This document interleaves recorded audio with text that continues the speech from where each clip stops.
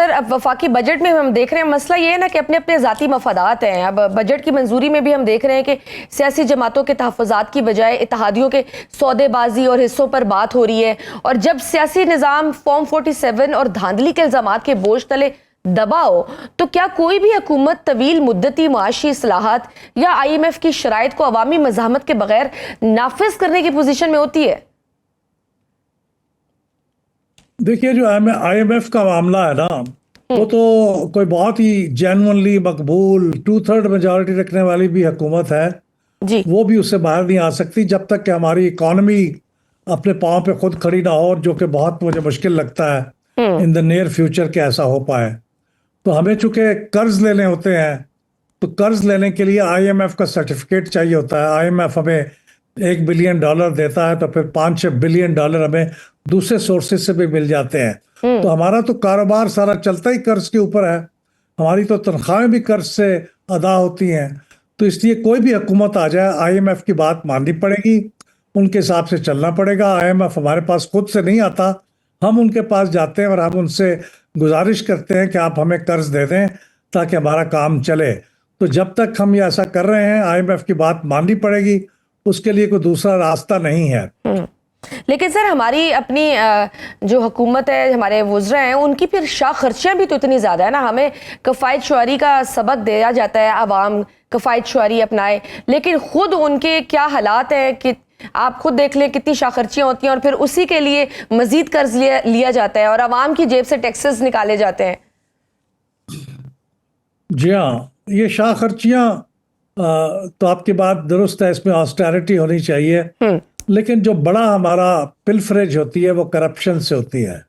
ये IMF की अपनी जो रिपोर्ट थी, जो इसके बारे में नवंबर पिछले साल उन्होंने जारी की थी, उसके अंदर इस बात का तफसीली तज़किरा है कि हमारे यहाँ करप्शन के ज़रिए से बहुत से वसाइल वो ज़ाया होते हैं और वो बाहर निकल जाते हैं सिस्टम से। अगर उनके ऊपर हम काबू पा लें, तो उन्होंने कहा था 2 to 3% हमारी जो GDP ग्रोथ है वो बढ़ सकती है, जो कि बहुत इंपॉर्टेंट है जी। तो करप्शन बड़ा मसला है, शाह खर्चियाँ भी मसला है, लेकिन वो इतना बड़ा मसला नहीं है। लेकिन सर अभी मैं रिपोर्ट पढ़ी थी कि वज़ीर आज़म साहब की जो काबीना है उनकी माशाल्लाह से तादाद लगभग 67 तक पहुंच चुकी हुई है, जो हमें कफ़ायत शुआरी का सबक देते थे, और उनका जो खर्च है रिकॉर्ड 10 अरब रुपए से तजावज़ कर चुका हुआ है सर। तो ये इतना बड़ा कॉन्फ्लिक्ट कहाँ, वो आवाम से क्या एक्सपेक्ट करते हैं और ख़ुद उनके अपने अमाल किस तरह से हैं? जी दुरुस्त है, और करप्शन जो हमारे यहाँ है वो बढ़ती चली जा रही है। हमारे जो पैसे हम कर्ज लेते हैं उसका एक बड़ा हिस्सा उस करप्शन की नज़र हो जाता है, वो खर्च नहीं होता। अगर खर्च हो जाए आवाम पे तो हमें इतने बड़े बड़े कर्ज ना लेने पड़े। शाह खर्चियाँ भी प्रॉब्लम है, लेकिन मैं कह रहा हूँ, फिर कहूँगा कि बड़ा प्रॉब्लम हमारी करप्शन है। ठीक। अच्छा सर, लास्ट क्वेश्चन, मौजूदा सियासी डेडलॉक का हल आपको क्या नजर आता है? क्या नए और मुकम्मल शफाफ इंतखाबात के बगैर पाकिस्तान में मुआशी और सियासी इस्तेहकाम का आना मुमकिन है? जी, ये इंतखाबात तो उसका हल नहीं है, इसलिए कि अगर इंतखाबात वैसे ही होने हैं जैसे 2024 में हुए थे, तो फिर उससे क्या हल होगा? फिर तो यही सिस्टम रहेगा और डेडलॉक भी कायम रहेगा। मेरे ख्याल में डेडलॉक की जो दोनों पार्टियां हैं उनको थोड़ी सी मैच्योरिटी दिखानी होगी। वो अपनी अपनी जगह पे डट के खड़े रहेंगे और कंप्रोमाइज़ नहीं करेंगे। सियासत के अंदर कंप्रोमाइज़ को गाली नहीं होता, उसमें कुछ गिव एंड टेक करना पड़ता है, जब ही कारोबार चलता है सियासत का। तो ये दोनों को मैच्योरिटी दिखा के अपने आप को 2029 के इलेक्शन को फेयर कराने के लिए उस पर मरकूज करना पड़ेगा, और उसके लिए कोई गुफ्तगू अभी से शुरू होनी चाहिए, क्योंकि अगर वो अभी से गुफ्तगू नहीं करेंगे तो 2029 में भी डर है कि फिर ऐसा ही मुतनाज़े इंतखाब होगा। तो उसके लिए लेकिन सर फिर इन द लॉन्गर रन जमहूरियत के लिए ये रवायत कितनी खतरनाक साबित हो सकती है? देखिए, खतरनाक का तो ज़रूरी नहीं कि हो। दुनिया के कई मुल्कों के अंदर पार्टियों के अंदर जो कॉन्फ्रंटेशन है वो रहती है, लेकिन इसके बावजूद निज़ाम चलता रहता है। लेकिन सर अगर वो यूजुअली सर बगावत लेकिन में लोग आमादा हो जाए जैसे, लोग मायूस तो जरूर होते हैं ना, वो कहते हैं कि हम वोट डालते कहीं है और निकलता कहीं है, तो उस वजह से फिर जो उनका एक राइट है वोट का, वो शायद उस तरह से फिर वो उसमें प्रैक्टिस भी नहीं कर पाते, बिल्कुल बददिल हो ये जाते भी हैं बहुत उससे। ज़रूरी है कि लोग उससे मायूस ना हो, लेकिन ये भी ज़रूरी है कि जो भी फिर सेटअप आ जाए वो ऐसी गवर्नेंस कर दे कि लोग उस गवर्नेंस को एक्सेप्टेबल समझे। तो इसलिए हुकूमत को इस वक्त जो माशी मुश्किलात हैं उसमें तो खैर हुकूमत का इतना बड़ा रोल नहीं है, वो तो जियो पोलिटिकल सिचुएशन ऐसी है, हमारे यहाँ जंग का हमारे खित्ते में है, उसकी वजह से पेट्रोल महंगा है, जी। तो उसने हमारी तमाम कैलकुलेशन को डिस्टर्ब कर दिया। लेकिन मेरे ख्याल में असल असल बात यही है कि हुकूमत को अच्छी गवर्नेंस करनी चाहिए। हुकूमत जो फेडरेशन में है उससे ज़्यादा प्रोविंसेस की हुकूमत को अच्छी गवर्नेंस करनी चाहिए। एक पार्टी यानी पीटीआई को इलेक्शन सिंबल उस वक्त भी डिनाई किया गया था, इसमें भी डिनाई कर दिया गया। उनको भी कैंपेन की पूरी तरह से इजाज़त उस वक्त भी नहीं थी, अब भी नहीं थी।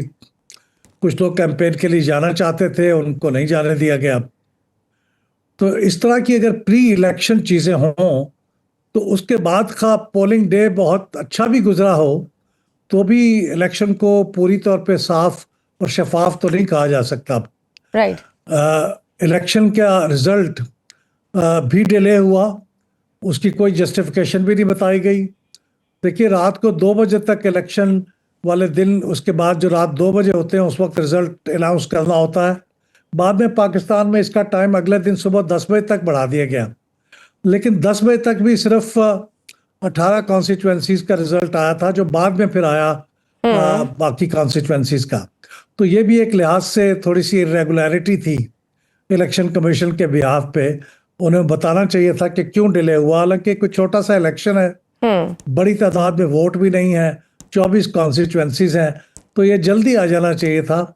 उसमें डिले से फिर लोगों के दिलों में शकूक पैदा होते हैं। तो ये इलेक्शन डे बहुत पुरसकून गुजरा, अमन से हो गया, हालांकि बड़ा क्लोजली कंटेस्टेड इलेक्शन था। तो अच्छी बात उसकी ये है कि उसमें कोई नाखुशगवार वाक़या नहीं आया। हुआ जो छोटा मोटा होता है, लेकिन कोई बड़ा ऐसा ट्रेजिक वाक़या नहीं हुआ, ये बहुत अच्छी बात है। लोगों ने नज़्म व ज़ब्त का मुजाहरा किया, वोटर टर्नआउट भी बताया जाता है जो इस वक्त तक, वो भी बहुत अच्छा था।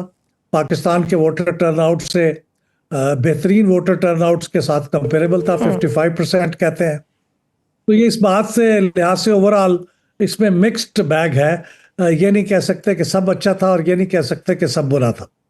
बिल्कुल। और पीटीआई का जो दावा है कि वो 8 नशिस्तों पर 100% जीत रहे थे, लेकिन नताइज तब्दील किए गए। पिलडेट के पास मौजूद डेटा या मॉनिटरिंग के मुताबिक क्या गिलगित बल्तिस्तान में पीटीआई की मकबूलियत के बरक्स इंतखाबी नताइज सामने आए हैं? देखिए ये तो हमें अंदाजा हो गया था ना जी। कि पीटीआई को तो जीतने नहीं दिया जाएगा। वो तो लेवल प्लेइंग फील्ड ही नहीं दी गई ना उन्हें शुरू में। हाँ, मतलब ये है कि अगर आपने इलेक्शन सिंबल भी नहीं दिया उनको, इस जगह पे भी नहीं दिया, कैंपेन भी नहीं करने दी, तो ये वाजे था। और ये तो एक मुस्तकिल एक प्रॉब्लम है पीटीआई का, जब तक कि वो कुछ मामला तय नहीं हो जाते उनके हुकूमत के साथ, उस वक्त तक मुझे लगता है कि यही सिचुएशन रहेगी। तो वो तो तय है। हो सकता है उसके अंदर जो उनका दावा है वो उतना पूरे का पूरा सही ना हो, लेकिन पार्शली अगर ये ऐसा हुआ है तो कोई हैरानी की बात नहीं होगी, क्योंकि ओवरऑल कॉन्टेक्स्ट के साथ मैच करता है।